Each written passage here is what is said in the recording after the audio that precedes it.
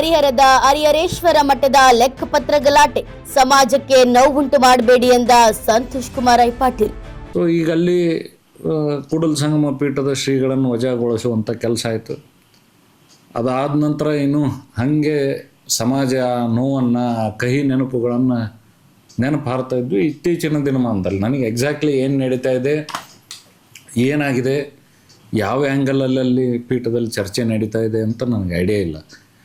ಸಮಾಜದ ಒಳಗಿನ ಏನೇ ವಿಚಾರಗಳಿದ್ರು 4 ಗೋಡೆಗಳ ಮಧ್ಯೆ ಬಗೆಹರಿಸಿ ಸಮಾಜದ ಮಠದ ಭಕ್ತರಿಗೆ ನೋವಾಗ್ತಿದೆ. ಕೆಲವೇ ತಿಂಗಳ ಹಿಂದೆ ಈಗ ಜಯಮೃತ್ಯುಂಜಯ ಸ್ವಾಮಿಗಳನ್ನು ಟ್ರಸ್ಟ್ ಪೀಠದಿಂದ ವಜಾಗೊಳಿಸುವಂಥ ಕೆಲಸ ಆಯಿತು. ಅದಾದ ನಂತರ ಭಾಳಷ್ಟು ಪಾಸಿಟಿವ್ ನೆಗೆಟಿವ್ ಚರ್ಚೆಗಳು ಬಂದವು. ಇವೆಲ್ಲ ಸಾಮಾಜಿಕ ಚಿಂತನೆಗಳು 4 ಗೋಡೆಯಲ್ಲಿ ನಡಿಬೇಕಾಗಿರೋ ಅಂಥದ್ದು. ಅದು ನಡೀಲಿಲ್ಲ. ಸಮಾಜಕ್ಕೆ ಕೆಟ್ಟ ಮೆಸೇಜ್ ಹೋಗ್ತಾ ಇದೆ ಅನ್ನೋದು ಒಂದು ಕಡೆಗೆ ಚರ್ಚೆ ಆದರೆ, ಇನ್ನೊಂದು ಕಡೆಗೆ ಸಾಧಕ ಬಾಧಕ. ಯಾವುದೇ ಬಣ ಗೆದ್ದರು, ಯಾವುದೇ ಬಣ ಸೋತ್ರು, ಇದು ಇಡೀ ಸಮಾಜದ ಸೋಲಾಗ್ತದೆ. ರಾಜ್ಯ ಮಟ್ಟದಲ್ಲಿ ಮಠದ ಮರ್ಯಾದೆ ಕಳೆಯುವ ಕೆಲಸ ಮಾಡಬೇಡಿ, ಸಂತೋಷ್ ಕುಮಾರ್ ಪಾಟೀಲ್ ವಿನಂತಿ. ಅವ್ರು ಗೆದ್ರೂ ನೀವು ಸೋತಂಗೆ, ನೀವು ಗೆದ್ರೂ ಅವ್ರು ಸೋತಂಗೆ. ಇಲ್ಲಿ ಯಾರು ಗೆಲ್ಲುವಂತಿಲ್ಲ. ಈಗೇನು ಡೆವಲಪ್ಮೆಂಟ್ ಆಗ್ತಾ ಇದ್ದಾವೆ, ಈ ಡೆವಲಪ್ಮೆಂಟಿಂದ ಎಲ್ಲರಿಗೂ ಸೋಲಾಗುತ್ತೆ ಹೊರತು ಸ್ವಾರ್ಥದ ಗೆಲುವು ಆಗ್ಬೋದು. ಸಾಮಾಜಿಕ ಸೋಲಂತೂ ಫಿಕ್ಸ್ ಅನ್ನೋ ಮಾತನ್ನು ಈ ಸಂದರ್ಭದಲ್ಲಿ ಹೇಳಿ ಬಯಸ್ತೇನೆ. ವಚನಾನಂದ ಶ್ರೀಗಳ ಪದಚ್ಯುತಿ ವಿಚಾರ ಹಾಗೂ ಒಂದಿಷ್ಟು ಲೆಕ್ಕಪತ್ರಗಳ ವಿಚಾರ ಮತ್ತು ಜಮೀನು ಅನುದಾನಗಳ ಈ ವಿಚಾರದಲ್ಲಿ ನಡೆದಿರ್ತಕ್ಕಂಥ ಗಲಾಟೆ ವಿಚಾರದಲ್ಲಿ ಈಗ ದಾವಣಗೆರೆ ಜಿಲ್ಲೆಯ ಹರಿಹರದ ಹರಿಹರೇಶ್ವರ ಮಠದ ಗಲಾಟೆಯು ರಾಜ್ಯ ಮಟ್ಟದಲ್ಲಿ ಚರ್ಚೆಯಾಗ್ತಾ ಇತ್ತು. ಇದರಿಂದ ಮನನೊಂದಿರುವಂತಹ ಮಠದ ಮತ್ತು ಸಮಾಜದ ಭಕ್ತರು ಈ ವಿಚಾರವಾಗಿ ಒಂದಷ್ಟು ಹೇಳಿಕೆಗಳನ್ನ ನೀಡಿದ್ದಾರೆ. ಇದು ಮಠದ ಎಲ್ಲ ಭಕ್ತರಿಗೂ ನೋವುಂಟು ಮಾಡ್ತಿದೆ. ನಿಮ್ಮ ಪಂಗಡಗಳು, ನಿಮ್ಮ ಒಳ ಜಗಳಗಳು ಏನೇ ಇದ್ದರೂ, ನಿಮ್ಮ ಬಣಗಳ ಜಗಳಗಳೇನೇ ಇದ್ದರೂ ಅದನ್ನ 4 ಗೋಡೆಗಳ ಮಧ್ಯೆ ವಿಚಾರಿಸಿ. ಯಾರು ಸರಿ ಯಾರು ತಪ್ಪು ಎಂಬ ವಿಚಾರಗಳನ್ನ ನಾವಿಲ್ಲಿ ಹೇಳ್ತಾ ಇಲ್ಲ. ಯಾವುದೇ ಬಣ ಸೋತರು, ಯಾವುದೇ ಬಣ ಗೆದ್ರು, ಇಲ್ಲಿ ಮಠದ ಭಕ್ತರಿಗೆ ನೋವುಂಟಾಗ್ತದೆ. ಮಠದ ಮರ್ಯಾದೆ ರಾಜ್ಯ ಮಟ್ಟದಲ್ಲಿ ಹರಾಜಾಗ್ತಿದೆ. ದಯವಿಟ್ಟು ಈ ಬಣದ ಗುದ್ದಾಟವನ್ನ ಕೇವಲ 4 ಗೋಡೆಗಳ ಮಧ್ಯೆ ಬಗೆಹರಿಸಿಕೊಳ್ಳಿ ಅಂತ ಸಂತೋಷ್ ಕುಮಾರ್ ಪಾಟೀಲ್ ಹೇಳಿಕೆಯನ್ನ ನೀಡಿದ್ದಾರೆ. Bureau report, news pulse, Ranebennur. Sir, ಈಗ ದಾವಣಗೆರೆ ಜಿಲ್ಲೆ ಹರಿಹರದ ಪಂಚಮಶಾಲಿ ಪೀಠದ ಏನು ಹರಿಹರ ಮಠದಲ್ಲಿದೆ, ವಚನಾನಂದ ಶ್ರೀಗಳ ವಿರುದ್ಧ ಅವರನ್ನ ಮಠದಿಂದ ಪದಚ್ಯುತಿಗೊಳಿಸಬೇಕು ಅಂತ ಒಂದಿಷ್ಟು ವಿಚಾರಗಳು ಬರ್ತಿದೆ. ಜೊತೆಗೆ ಅಲ್ಲಿನ ಲೆಕ್ಕಾಚಾರ ವಿಚಾರವಾಗಿ ಈಗ ರಾಜ್ಯಾದ್ಯಂತ ಈ ವಿಚಾರ ಈಗ ಚರ್ಚೆಗೆ ಬಂದಿರುವಂಥದ್ದು. ಸಮಾಜದ ಒಬ್ಬ ಮುಖಂಡರಾಗಿ ನೀವೇನು ಹೇಳಕ್ ಬಯಸ್ತೀರ ಈ ಬಗ್ಗೆ? ಮೊದಲನೇದಾಗಿ ಬಹಳ ಸೂಕ್ಷ್ಮ ಮತ್ತು ಅತ್ಯಂತ ಸೆನ್ಸಿಟಿವ್ ವಿಚಾರ ಇದಾಗಿರುತ್ತೆ. ಒಂದು, ಇತ್ತೀಚಿನ ದಿನಗಳಲ್ಲಿ ನಾವು ಟಿ ವಿ, ಮಾಧ್ಯಮ ಮತ್ತು ಪತ್ರಿಕೆಗಳಲ್ಲಿ ಹಲವಾರು ವಿಷಯಗಳು ಮುನ್ನೆಲೆಗೆ ಬರ್ತಾ ಇದ್ದಾವೆ. ಕೆಲವೊಂದಿಷ್ಟು ವಿಷಯಗಳು ಆಂತರಿಕವಾದ, ಕೆಲವೊಂದಿಷ್ಟು ವಿಚಾರಗಳು ಆಂತರಿಕವಾಗಿದ್ದರೂ ಕೂಡ ಅವು ಬಹಿರಂಗವಾಗಿ ಚರ್ಚೆ ಆಗ್ತಾಯಿದ್ದಾವೆ. ಹರಿಹರ ಮಠದ ಪೀಠದ ಭಕ್ತ ನಾನು ಕೂಡ ಹೌದು. ಸಮಾಜದ ನಿರ್ಮಾಣದ ಕಡೆಗೆ ನಾವೆಲ್ಲ ಹೋಗಬೇಕಾಗಿದೆ. Younger generation. ನಾವು ಒಂದು ಕಡೆಗೆ ಹೇಳ್ತೀವಿ ಧರ್ಮದಿಂದಲೇ ವಿಶ್ವಕ್ಕೆ ಶಾಂತಿ ಅಂತ. ಮಾನವೀಯ ಧರ್ಮ ಆ ನೆಲೆಗಟ್ಟಿನಲ್ಲಿ ನಾವೆಲ್ಲ ಕೆಲಸ ಮಾಡಿದಾಗ ಮಾತ್ರ ಇಡೀ ಪ್ರಪಂಚದಲ್ಲಿ ಶಾಂತಿ ನೆಲೆಗೊಳ್ತೈತಿ. ಇವತ್ತೊಂದು ಕಡೆಗೆ ಯುದ್ಧ ನಡೀತಾ ಇದೆ, ಇಸ್ರೇಲ್, ಇರಾನ್.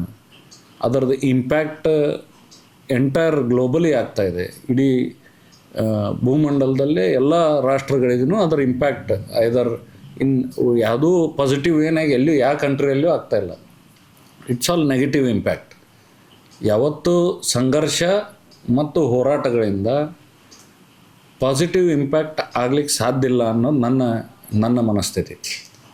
ನಾವು ನೆಗೆಟಿವಿಟಿಯಿಂದ ಏನಾದರೂ ಒಂದು ಸಾಧನೆ ಆಗ್ಬೋದು ಅಂತಿದ್ರೆ ಅದು ಅಡ್ವರ್ಸ್ ಸಾಧನೆಯೇ ಇರುತ್ತೆ, ಅದು ನೆಗೆಟಿವ್ ಸಾಧನೆಯೇ ಇರುತ್ತೆ ಹೊರತು ಪಾಸಿಟಿವ್ ಸಾಧನೆ ಆಗಲಿಲ್ಲ. ಬಹುಶಃ 2008ರಲ್ಲಿ ಏನು ಮಠ ನಿರ್ಮಾಣ ಆಯಿತು.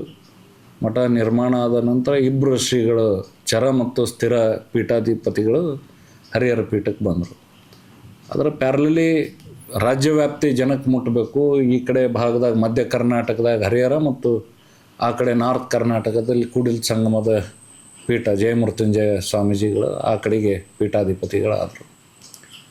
ಇತ್ತೀಚಿನ ದಿನಮಾನದಲ್ಲಿ ಕೆಲವೇ ತಿಂಗಳ ಹಿಂದೆ ಈಗ ಜಯಮೃತ್ಯುಂಜಯ ಸ್ವಾಮಿಗಳನ್ನು ಟ್ರಸ್ಟ್ ಪೀಠದಿಂದ ವಜಾಗೊಳಿಸುವಂಥ ಕೆಲಸ ಆಯಿತು.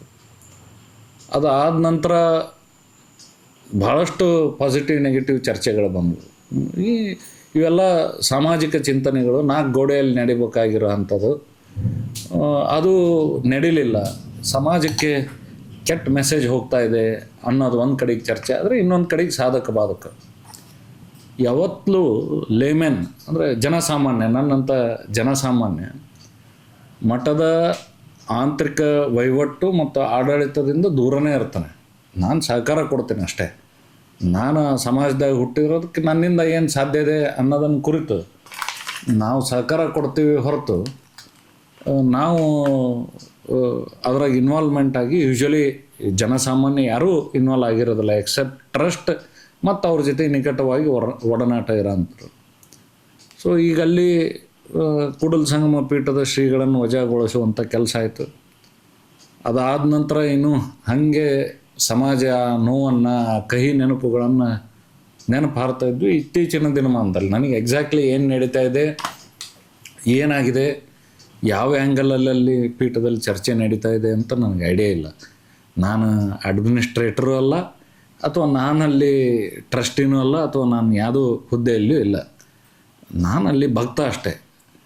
ಆ ಭಕ್ತಾಗಿ ಹೊರಗಡೆಯಿಂದ ಇದನ್ನೆಲ್ಲ ನೋಡಿದಾಗ ಈಗಿನ ಎಲ್ಲ ಕಹಿ ನೆನಪುಗಳನ್ನು ಹಾಗೆ ಜನ ನೆನಪು ಹಾರ್ತಾ ಇದ್ದಾರೆ. ಮತ್ತೆ ಒಂದು ಹೊಸ ನೆನಪು, ಈಗ ಹೆಂಗೆ ಎಡಗಡೆ ಕೈ ಫ್ರ್ಯಾಕ್ಚರ್ ಆಗಿ ಈಗ ಹೆಂಗೆ ಸುಧಾರಿಸ್ಕೊನಾಗತ್ತೇವಪ್ಪ ಅನ್ನತ್ಲೆ ಮತ್ತೆ ಬಿದ್ದು ಬಲಗಡೆ ಕೈನೂ ಫ್ರ್ಯಾಕ್ಚರ್ ಮಾಡುವಂಥ ಸನ್ನಿವೇಶ ಈಗ ನಿರ್ಮಾಣ ಆಗ್ತಾಯಿದೆ.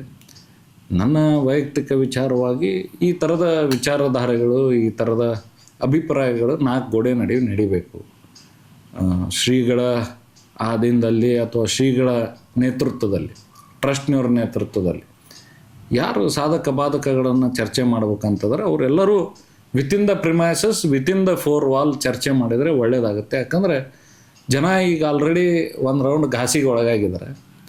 ಮತ್ತೆ ಹೊಸ ಘಾಸಿ ತರುವಂಥ ಅಧ್ಯಾಯ ನಿರ್ಮಾಣ ಆತಂದರೆ ಬಹುಶಃ ಸಮಾಜ ಭಾಳ ಮುಜುಗರಕ್ಕೆ ಮತ್ತು ಭಾಳ ನೋವಿಗೆ ಒಳಪಡುತ್ತೆ ಅಂಥೇಳಿ ನನ್ನ ವೈಯಕ್ತಿಕ ಅಭಿಪ್ರಾಯ.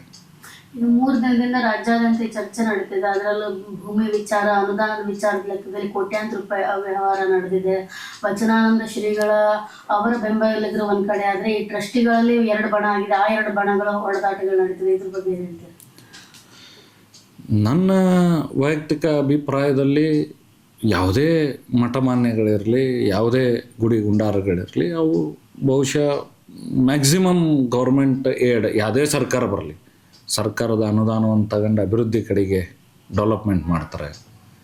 ಕರ್ನಾಟಕದ ಇತಿಹಾಸದಲ್ಲಿ ಈ ಹಿಂದೆ ಎಂದೂ ಇರಲಾರ್ದಷ್ಟು ಅಂದರೆ ವಿದ್ಯಾದಾಸೋಹವನ್ನು ನಮ್ಗೆ ಯಾರಾದರೂ ಮಾಡಿದರೆ ಅದರ ಬಹುಶಃ ಮಠಮಾನ್ಯಗಳು, ಆ ಜಾತಿಗೆ ಸೀಮಿತವಾಗಿಲ್ಲ, ಟೋಟಲಿ ಸಾರ್ವತ್ರಿಕ ಸದ್ಧರ್ಮದ ಮಠಗಳು, ಎಲ್ಲ ಜಾತಿಯರ ನಡಕನ ಮಠಮಾನ್ಯಗಳು, ಈಗ ಸಿದ್ಧಗಂಗಾ ಮಠ ಇರ್ಬೋದು, ಚಿತ್ತೂರು ಮಠಗಳು, ಈ ಥರದ ಮಠಮಾನ್ಯಗಳು, ನಮ್ಮ 3000 ಮಠ ಇರ್ಬೋದು, ಸಿದ್ಧಾರೂಢರ ಮಠ ಇರ್ಬೋದು, ಈ ಥರದ ಮಠಮಾನ್ಯಗಳು ಹೆಚ್ಚು ಸಂಖ್ಯೆಯಲ್ಲಿ ಕರ್ನಾಟಕದಲ್ಲಿದ್ದು ವಿದ್ಯಾದಾಸೋಹವನ್ನು ಕೊಡ್ತಾಯಿದ್ರು. ಅದರ ಒಟ್ಟಿಗೆ ಅನ್ನದಾಸೋಹವನ್ನು ಕೊಡ್ತಾಯಿದ್ರು. ಈಗ ನಾವು ಮತ್ತೆ ಹೆಚ್ಚು ಮಠಮಾನ್ಯಗಳು, ಹೆಚ್ಚು ಪೀಠಗಳು ಆಗ್ತಾ ಹೋದಂಗೆ ಅದು ವಿಷಯ ಡೈಲ್ಯೂಟ್ ಆಗ್ತಾ ಹೋಗಕ್ಕೆ ಸ್ಟಾರ್ಟ್ ಆಯಿತು.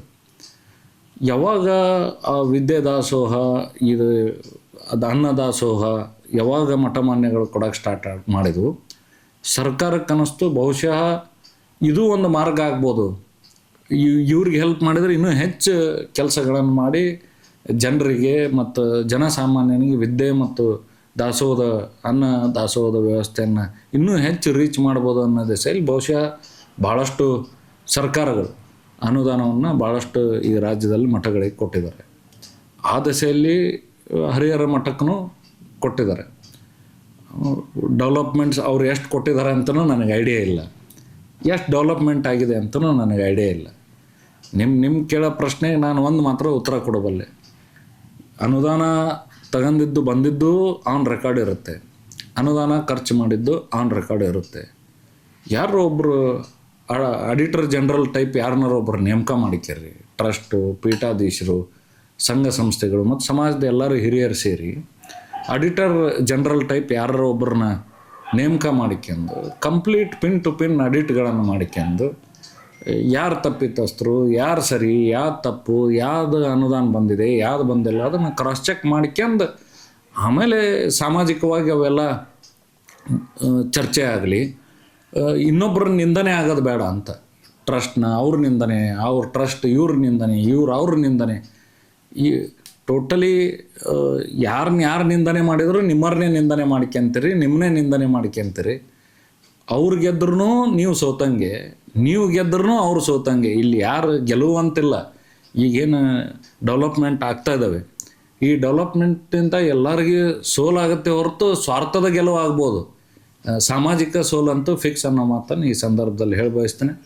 ತಮ್ಮ ಮುಖಾಂತರ ನಾನು ಆಗ್ರಹನೂ ಮಾಡ್ತೇನೆ, ವಿತಿನ್ ದ 4 ವಾಲ್ಸ್, ನಮ್ಮ ಸಮಾಜದ ಎಲ್ಲ ಹಿರಿಯರು, ನಾವು ಭಾಳ ಚಿಕ್ಕನ ಸಮಾಜದಲ್ಲಿ, ವಿತಿನ್ ದ 4 ವಾಲ್ಸ್ ಯಾರ್ಯಾರು ಹಿರಿಯರದಿರಿ ನೀವೆಲ್ಲರೂ ಕುತ್ಕೊಂಡು ಈ ಪ್ರಾಬ್ಲಮನ್ನು ಸಾರ್ಟ್ಔಟ್ ಮಾಡೋ ದೆಸೆಯಲ್ಲಿ ಹೆಜ್ಜೆಯನ್ನು ಹಾಕ್ರಿ. ಇಲ್ಲ ಅಂದರೆ ಸಮಾಜದ ಯುವ ಪೀಳಿಗೆಗೆ, ಸಮಾಜದ ಈಗ ಬರುವಂಥ ಜನ್ರೇಷನ್ನಿಗೆ ಇದು ಒಂದು ರಾಂಗ್ ಮೆಸೇಜನ್ನು ಕೊಡ್ತಾ ಇದೆ ಅನ್ನೋ ಮಾತನ್ನು ಅತ್ಯಂತ ನೋವಿನಿಂದ ನಾನು ಹೇಳಕ್ಕೆ ಬಯಸ್ತೇನೆ.